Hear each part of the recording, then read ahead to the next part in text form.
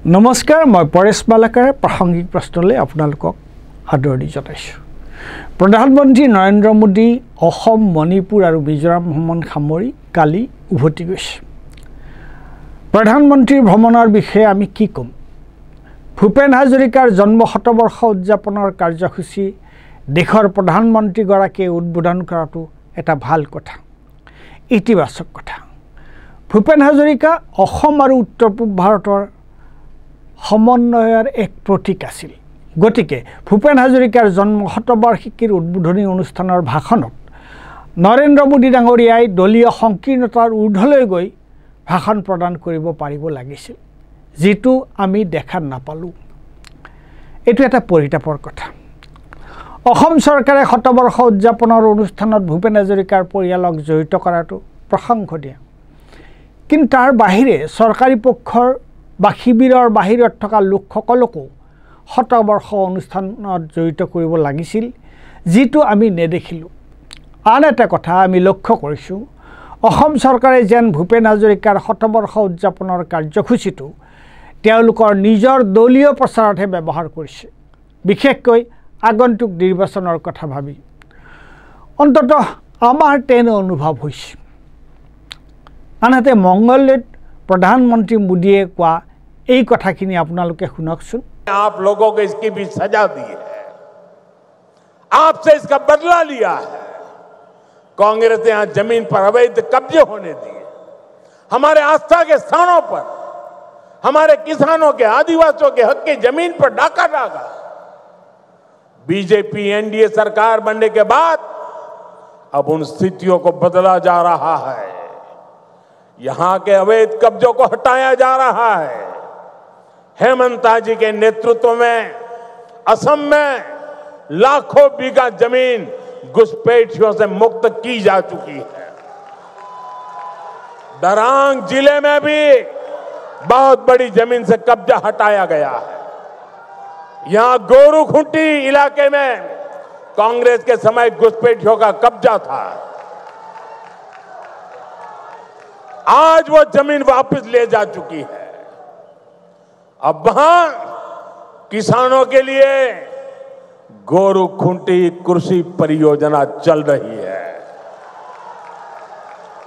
वहां के नौजवान अब कृषि सैनिक बनकर खेती कर रहे हैं।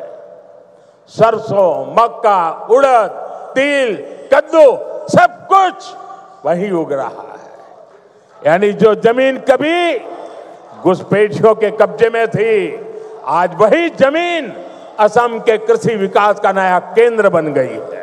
এই কথাবোৰ বৰ উপৰুৱা আৰু পক্ষপাতিত্বমূলক নহয়নে?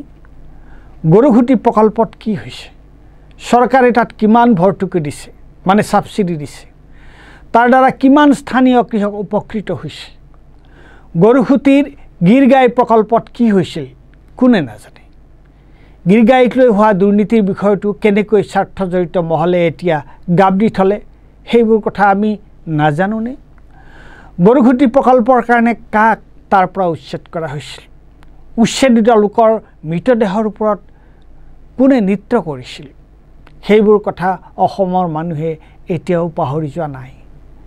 প্ৰধানমন্ত্ৰীয়ে গৰুখুঁটি প্ৰকল্প কৃষকক সংস্থাপন দিয়া লাভজনক প্ৰকল্প বুলি কোৱাৰ বিপৰীতে আজি কেইমাহমান আগতে মুখ্যমন্ত্ৰী হিমন্ত বিশ্ব শৰ্মাই লাভ লোকচানতকৈ গৰুখুঁটি প্ৰকল্পক অসমীয়া জাতীয় গৌৰৱ আৰু পৰিচয়ৰ লগতহে জড়িত কৰিব লাগে বুলি কোৱা নাছিল জানো?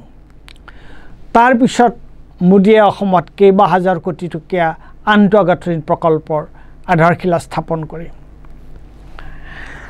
আমাক আন্তঃগাঁথনি নালাগিব তেনে কথা নহয়, নিশ্চয় লাগিব। কিন্তু এই আন্তঃগাঁথনি প্ৰকল্পবোৰৰ দ্বাৰা প্ৰকৃততে কোন উপকৃত হ'ব? অসমৰ সাধাৰণ ৰাইজ নে বণিক শ্ৰেণী, কৰ্পৰেট গোষ্ঠী? আৰু ই আমাৰ পৰিৱেশ আৰু স্থানীয় সম্পদৰ কি ক্ষতি কৰিব? সেইবোৰ কোনে চাব? কোনে তাৰ হিচাপ ল'ব? গুৱাহাটীত ব্ৰহ্মপুত্ৰৰ ওপৰত আমাক আৰু কিমান দলঙৰ প্ৰয়োজন? এখনৰ পিছত এখনকৈ দলং নিৰ্মাণ কৰি নদীটোকে আমি শেষ কৰি দিম নেকি? কাৰ স্বাৰ্থত এই দলংবোৰ? কোনে তাৰ জবাব দিব? তাৰপিছত আহিল মণিপুৰৰ কথা। মণিপুৰৰ কথা কি কোৱা যায়? মণিপুৰে কাৰ কাৰণে আজি এই অৱস্থা পালে? বীৰেন সিঙৰ বিজেপিৰ চৰকাৰকে মণিপুৰৰ বৰ্তমান অৱস্থাৰ বাবে মানুহে জগৰীয়া নকৰেনে? 2023 চনৰ পৰা এতিয়ালৈকে মণিপুৰ জ্বলি শেষ হোৱাৰ উপক্ৰম, অথচ মোদীয়ে এতিয়াহে মণিপুৰলৈ আহিবলৈ সময় পালে। কিন্তু যি ধৰণে মোদীৰ ভ্ৰমণৰ প্ৰচাৰ চলোৱা হৈছে, সেই ধৰণে মোদীৰ ভ্ৰমণে সঁচাকৈ মণিপুৰলৈ শান্তি ঘূৰাই আনিবনে?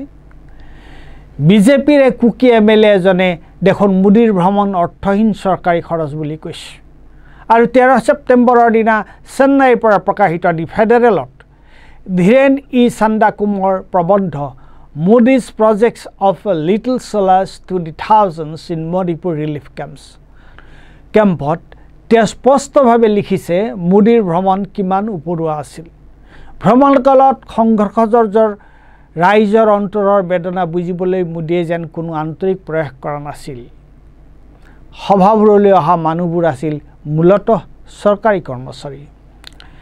তেওঁলোকক মোদীৰ সভাত উপস্থিত থাকিবলৈ বাধ্য কৰা হৈছিল।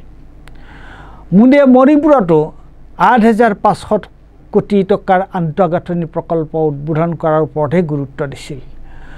মণিপুৰৰ নাগৰিক সমাজ আৰু স্বতন্ত্ৰ সাংবাদিকসকলে মন্তব্য কৰিছে যে প্ৰকৃততে সমস্যা সমাধানৰ বাবে আন্তৰিক প্ৰচেষ্টা চলোৱাৰ সলনি মণিপুৰলৈ স্বাভাৱিক অৱস্থা ঘূৰি আহিছে বুলি প্ৰতিপন্ন কৰাটোৱে যেন মোদীৰ ভ্ৰমণৰ মূল উদ্দেশ্য আছিল।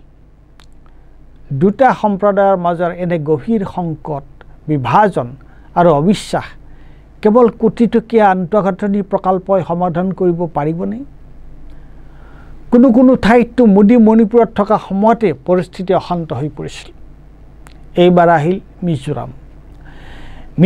মিজোৰামতো মোদীয়ে এটা নতুন ৰেল পথ উন্মোচন কৰিছিল আৰু অন্যান্য আন্তঃগাঁথনি প্ৰকল্প উদ্বোধন কৰিছিল। কিন্তু কোনোৱে মোদীৰ মিজোৰাম ভ্ৰমণক দুৰ্লভ খনিজ সম্পদৰ লগতো যুক্ত কৰিব বিচাৰে। সেই বিষয়ে অৱশ্যে এতিয়াই একো খাটাংকৈ ক'ব নোৱাৰি। ধন্যবাদ।